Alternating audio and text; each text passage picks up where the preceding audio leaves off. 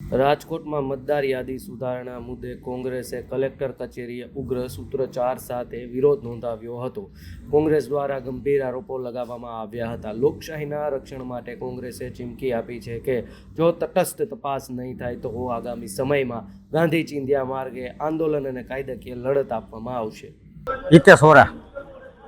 સમગ્ર ગુજરાતની અંદર એસઆઈઆરનો કાર્યક્રમ ચાલતો હોય ત્યારે છેલ્લા 16, 17 અને 18 ફોર્મ નંબર 7 જે આપવાનું હતું એના અનુસંધાને અમને ખબર પડી કે ચોક્કસ ભારતીય જનતા પાર્ટી દ્વારા આ ષડયંત્ર કરવામાં આવ્યું હોય ત્યારે ચોક્કસ જ્ઞાતિ જાતિ ધર્મના મતદારોના નામ કમી કરવા અને એમના ચોક્કસ મળતિયાઓના નામ એડ કરવા એના અનુસંધાને છેલ્લી 16, 17 અને 18 3 દિવસમાં વિધાનસભા વાઇઝ 8-8, 10-10 હજાર ફોર્મ મોકલવામાં આવ્યા હોય ત્યારે અમે અમારી એક જ માંગ છે કે ભાઈ એમના સીસીટીવી ફૂટેજ આપવામાં આવે, જેથી કરી અને ખબર પડે કે આ કોણ વ્યક્તિ દેવા આવ્યા હતા અને કેવી રીતે દેવા આવ્યા હતા અને શા માટે દેવામાં આવ્યા હતા.